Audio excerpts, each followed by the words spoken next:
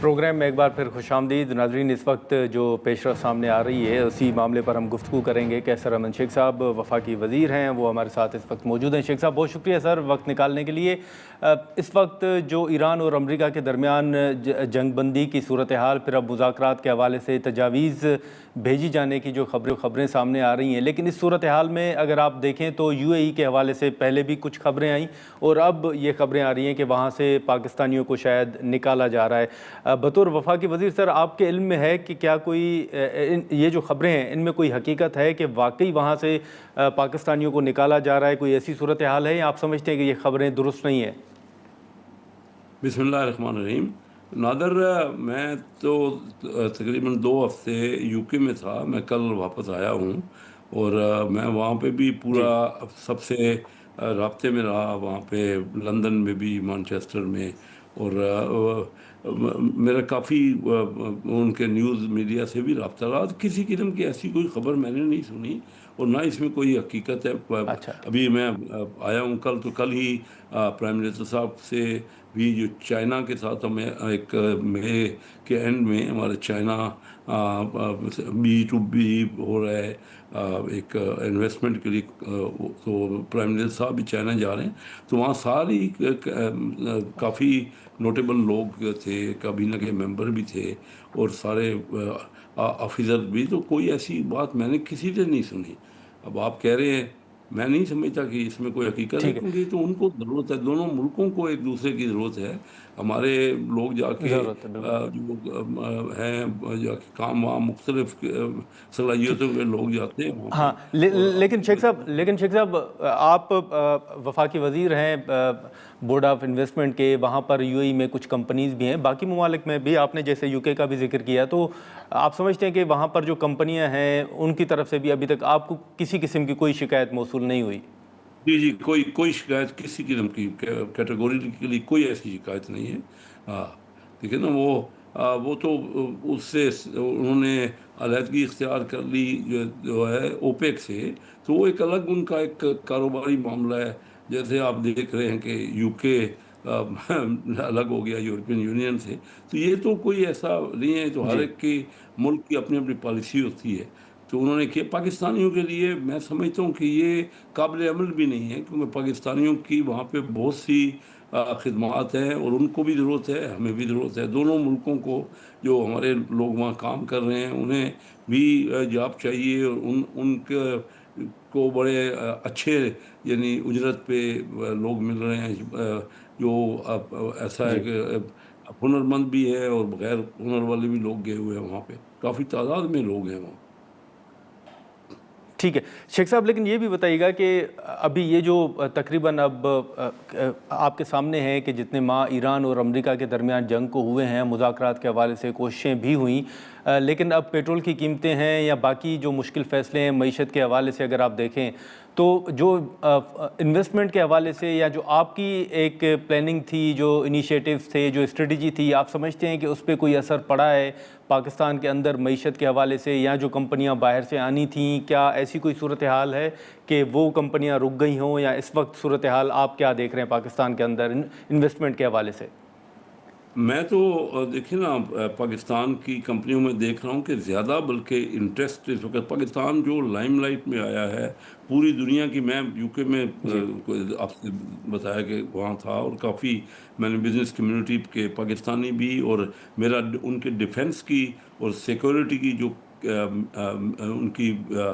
High level کی ایک meeting تھی, اس میں بھی انہوں نے مجھے ایز اے اسپیکر گیسٹ بلایا تھا. آج تک پاکستان کو شاید ہی کسی پاکستانی کو ایسا موقع ملا ہو وہاں پہ ان کے ہائیسٹ فورم پہ جا کے میں نے ایڈریس کیا, اور وہ تو بڑے خوش ہیں پاکستان کے رول سے. اور میں یہ سمجھتا ہوں کہ پوری دنیا میں پاکستان پہ سرمایہ کاری کے لیے اشتیاق اور جذبہ اور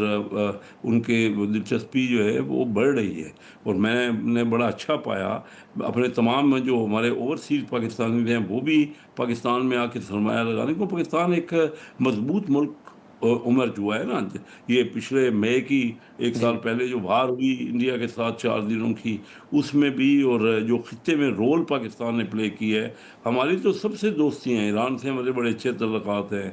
سعودی عربیہ سے ہے، ترکی سے ہے، چائنا سے ہے، امریکہ سے ہے، تو ایسا شاید ہی کوئی ملک ہو جس کے ان تمام ممالک میں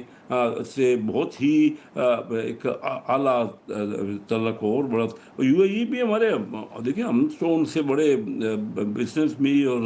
ریلیشننگ بھی یو اے ای سے ایکسیلنٹ ہے۔ یہ ٹھیک ہے کہ انہوں نے ہمیں کچھ ڈپازٹ رکھایا ہوا تھا اور ہم نے ان سے وعدہ کیا تھا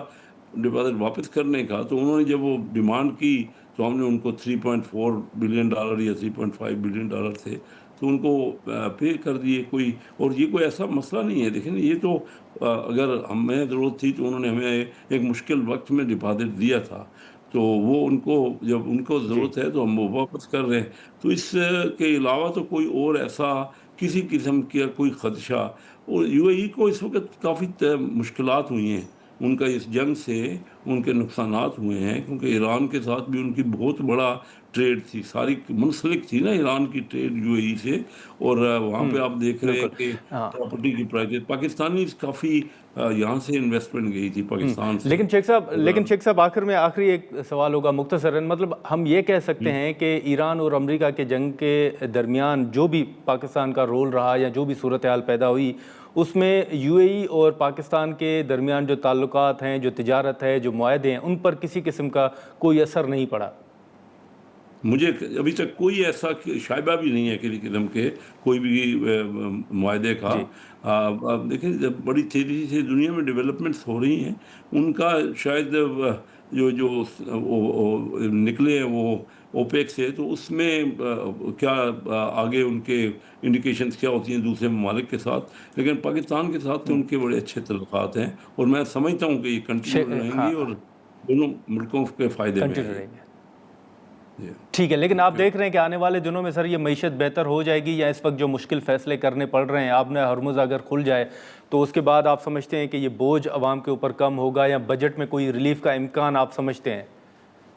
دیکھیے اس وقت مشکل ہے، تیل کی قیمتیں بڑھنے سے ہماری، کیونکہ کاسٹ ہر چیز کی بڑی ہے اور عوام کو بھی اس کا نقصان ہو رہا ہے، لیکن میں اس کو اتنا اچھا سمجھتا ہوں کیونکہ ہمارے بالکل جو سینکشنز کی وجہ سے ایران کے ساتھ تجارت ٹوٹل بند تھی، ہم ان کی اور ہماری بالکل بہت زیادہ تجارت کی، اور آپس میں جو ان کو اشیاء چاہیے، ہمیں چاہیے، جو انویسٹمنٹ کے معاملات ہیں بہت امپارٹنٹ ہیں۔ تو میں یہ سمجھتا ہوں بہت اچھا دیکھ رہا ہوں میں پاکستان میں آنے والے دنوں میں۔ اس وقت وقتی طور پہ یہ تیل کی قیمتیں بڑھنے کی وجہ سے مشکلات میں اضافہ ہوا ہے، اور لیکن یہ ٹیمپریری ہے۔ میں زیادہ عرصہ یہ جنگ کو جاری ہوتے نہیں دیکھ رہا، کیونکہ اس سے پوری دنیا میں امپیکٹ ہوا ہے، یہ خطہ ہی صرف نہیں ہے، پوری دنیا اس وقت۔ اور میں ابھی آپ سے بتا رہا ہوں کہ میں جو یو کے میں ان کے ہائیسٹ لیول پہ جو میں نے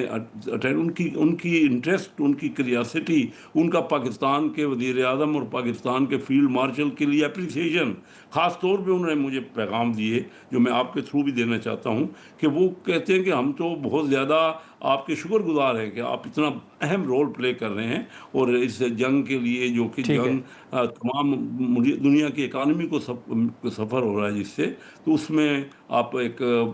کلیدی کردار ہے آپ پاکستان کا، اور وہ دیکھ رہے ہیں پاکستان میں شیخ صاحب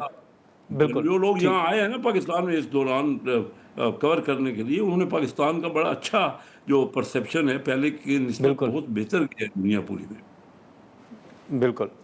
چلیں بہت شکریہ شیخ صاحب، آپ نے وقت نکالا۔ ناظرین، وفاقی وزیر قیصر احمد شیخ صاحب کی گفتگو آپ نے سنی، جو معیشت کے حوالے سے یا یو اے ای کے حوالے سے جو مختلف خبریں سامنے آ رہی تھیں، اور وفاقی وزیر کے مطابق ان خبروں میں کوئی صداقت نہیں ہے، اور نہ ہی اس صورتحال میں یا جنگ کے بعد جو صورتحال پیدا ہوئی ہے اس کا یو اے ای اور پاکستان کے تعلقات پر کوئی اثر پڑا ہے۔ ہم یہاں پر ایک مختصر سا بریک لیتے ہیں، اور بریک کے بعد علی محمد خان صاحب ہمیں جوائن کریں گے۔